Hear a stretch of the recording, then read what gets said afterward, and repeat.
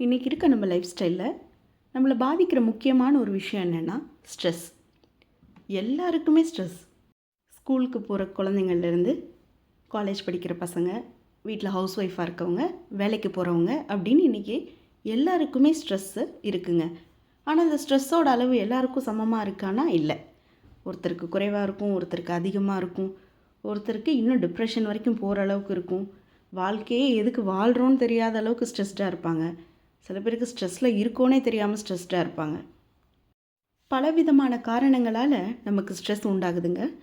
Main thing என்னன்னு பார்த்தீங்கன்னா, வேலையில் நமக்கு இருக்க இன்செக்யூரிட்டி, ஒர்க் பிளேஸில் இருக்க கல்ச்சர், அது மட்டும் இல்லாமல் நம்மளோட பர்சனல் ஃபேமிலி ப்ராப்ளம்ஸ், அது கூடவே நம்மளை அப் டு டேட் வச்சுக்கணும் அப்படின்னு நம்ம ஓடிக்கிட்டே இருக்க அந்த ஆர்வம் கூட சில சமயம் நமக்கு ஸ்ட்ரெஸ்ஸாக மாறிடுங்க.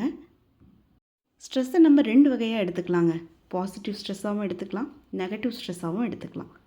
எதெல்லாம் பாசிட்டிவ் ஸ்ட்ரெஸ்ஸாக நீங்கள் கன்சிடர் பண்ணிக்கலாம் அப்படின்னா, உங்களை ஒரு கோலை நோக்கி ஓட வைக்குது பார்த்தீங்களா, ஒரு மோட்டிவேட் பண்ணி உங்களுக்கு ஒரு எனர்ஜி கொடுத்து உங்களை ஓட வைக்குது. அந்த விஷயத்தை கேட்டாலே நீங்கள் எக்ஸைட்டிங்காக ஃபீல் பண்ணுறீங்க. உங்களோட பர்ஃபார்மன்ஸ் அது இம்ப்ரூவ் பண்ண வைக்கிதுன்னா அது ஒரு பாசிட்டிவான ஸ்ட்ரெஸ்ஸுங்க. அப்போது எதெல்லாம் நெகட்டிவ் ஸ்ட்ரெஸ்ஸுன்னு பார்த்தீங்கன்னா, எந்த ஒரு விஷயம் உங்களோட சந்தோஷத்தை குறைக்குதோ, உங்களுக்கு கவலைகளை அதிகமாக்குதோ, அந்த விஷயத்தை பற்றி பேசினாலே நீங்கள் எப்போ அன்ப்ளசண்ட்டாக ஃபீல் ஆகுறீங்களோ, உங்கள் ப்ரொடக்டிவிட்டியை அது டவுன் பண்ணுது, உங்கள் பர்ஃபார்மன்ஸை ரொம்ப குறைக்குது, உங்களால் மென்டலாகவும் ஃபிசிக்கலாகவும் அதில் முழு சந்தோஷத்தோடு ஈடுபட முடியலையோ, அது நெகட்டிவ் ஸ்ட்ரெஸ்ஸுங்க. ஸோ இதை எப்படி நம்ம ஓவர் கம் பண்ண முடியும்? மொத்தமாக நம்ம லைஃப்லேருந்து அந்த ஸ்ட்ரெஸ்ஸை எடுக்க முடியலனாலும் அதனால் ஆகிற இம்பேக்டை நம்மளால் கண்டிப்பாக குறைக்க முடியும். விஷயம் என்னென்னா, நம்ம மாற்றங்களுக்கு ரொம்பவே தயாராக இருக்கணுங்க. எந்த ஒரு சேஞ்சஸையுமே நம்ம எதிர்கொள்கிறதுக்கு ஆல்ரெடி நம்ம ரொம்ப ப்ரிப்பேர்டாக நம்மளை வச்சுக்கணும். நமக்கான டைம் எடுத்து நம்ம ரெஃப்ரெஷ் பண்ணி நம்மளே ரீஎனர்ஜைஸ் பண்ணி ரீமோட்டிவேட் கூட பண்ணிக்கணுங்க. இந்த 2 விஷயங்களை கண்டிப்பாக நம்ம லைஃப்பில் இன்க்ளூட் பண்ணுங்கள். அது மட்டும் இல்லாமல் பாசிட்டிவ் ஆட்டிடியூட். எந்த ஒரு கெட்ட விஷயங்கள் நடந்தாலும் கூட அதிலிருந்து உங்களுக்கு என்ன பாசிட்டிவான விஷயங்கள் எடுத்துக்க முடியுது, உங்களுக்கு அதிலேருந்து என்ன லாபம்ன்றது எப்போயுமே பணத்தால் மட்டும் இருக்கணும்னு இல்லைங்க. அதுலேருந்து உங்களுக்கு வேறு சில விஷயங்கள் கூட கிடைக்கும். அதை நீங்கள் பார்க்கணும். அந்த பாசிட்டிவ் ஆட்டிடியூடு லைஃப்பில் நீங்கள் கொண்டுட்டு வரணும். அதே மாதிரி சின்ன சின்ன வெற்றிகள் நீங்கள் அடைஞ்சால் கூட அதுக்கான சந்தோஷத்தை ஃபஸ்ட்டு நீங்கள் அனுபவிக்கணுங்க. மோட்டிவேஷன் நமக்கு ரொம்ப முக்கியமான ஒன்று. அது வெளியிலேருந்து யாருமே கொண்டு வர முடியாது. நம்மளை நாமே மோட்டிவேட் பண்ணிக்கணும். நம்மளோட ஹாப்பினஸையும் இன்னொருத்தவங்க கிட்ட நம்ம கண்டிப்பாக தேடக்கூடாது.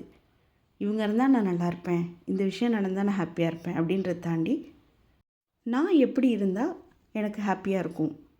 ஸோ முழுக்க முழுக்க உங்களோட சந்தோஷம் உங்கள் கையில் தாங்க இருக்குது. நம்மளால் நம்மளை சுற்றி இருக்க எல்லா விஷயத்தையுமே கண்டிப்பாக கண்ட்ரோல் பண்ண முடியாதுங்க. அதனால் நம்ம அந்த விஷயத்துக்கு எப்படி ரியாக்ட் பண்ண முடியும், அந்த ரியாக்ட் பண்ணுற விதத்தை நம்மளால் கண்ட்ரோல் பண்ண முடியும். அது கண்டிப்பாக முடியும். அதை நீங்கள் ட்ரை பண்ணுங்கள். ஸ்ட்ரெஸ் ஆகிறதுக்கு முன்னாடி, கவலைப்படுறதுக்கு முன்னாடி நிஜமாகவே அந்த விஷயத்துக்காக நீங்கள் இவ்வளோ வரி பண்ணணுமா, உங்களோட உடம்பில் இருக்க அந்த பவரை குறைச்சிக்கணுமா இதுக்காக அப்படின்னு யோசிங்க. எல்லா விஷயத்துக்குமே சாய்ஸஸ் இருக்குங்க. ஸோ உங்களோட சாய்ஸ் எதுன்னு நீங்கள் கரெக்டாக சூஸ் பண்ணுங்கள். எல்லா இடத்துலையுமே எஸ் எஸ் எஸ் அப்படின்னு சொல்லணும்னு அவசியம் இல்லைங்க. எங்கே நோ சொல்லணுமோ அந்த இடத்துல தெளிவாக நோ சொல்லிவிடுங்க. அதுவே உங்களுக்கு பெரிய ஸ்ட்ரெஸ் ரிலீஃப்ங்க. அதே மாதிரி தேங்க்ஃபுல்லாக இருக்க வேண்டிய இடத்துல தேங்க்ஃபுல்லாக இருங்க. உங்கள் ரெகுலர் லைஃப் ஸ்டைல்லேருந்து ஒரு சின்ன லிட்டில் பிரேக் எடுத்துக்கோங்க. ஸ்டூடெண்ட்ஸாக இருந்தாலும் சரி, ஈவன் ஹவுஸ் ஒய்ஃபாக இருந்தாலும் சரி, வேலைக்கு போகிறவங்களா இருந்தாலும் அந்த பிரேக்கு கண்டிப்பாக எடுத்துக்கோங்க. இந்த பிரேக் எடுத்துட்டோமே அப்படின்னு நீங்கள் கில்ட்டியாக மட்டும் ஃபீல் பண்ணிடாதீங்க. ஹாப்பியாக இருங்க. அதே மாதிரி வாரத்தில் வர சண்டே தான் நமக்கு இருக்கே, அதுவே ஒரு பிரேக் தானே அப்படின்ற மைண்ட் செட்டையும் வச்சுக்காதீங்க. அந்த சண்டேவை தாண்டி உங்களுக்கு கண்டிப்பாக ஒரு பிரேக் தேவைப்படுதுங்க. நம்ம எல்லாருக்கும் தேவைப்படுறது இந்த ஒரு சின்ன break. So self love, self care இது 2த்துக்குமே ரொம்ப இம்பார்ட்டன்ஸ் கொடுங்க. கண்டிப்பாக லைஃப் ஹாப்பியாக இருக்கும். ஆல் த வெரி பெஸ்ட் எல்லாருக்குமே. நல்ல ஒரு மாற்றமான வாழ்க்கை, சந்தோஷமான வாழ்க்கையை எதிர்நோக்கி உங்களோட லைஃப்பில் சின்ன சின்ன சேஞ்சஸை இன்க்ளூட் பண்ணிக்கோங்க. தேங்க்யூ.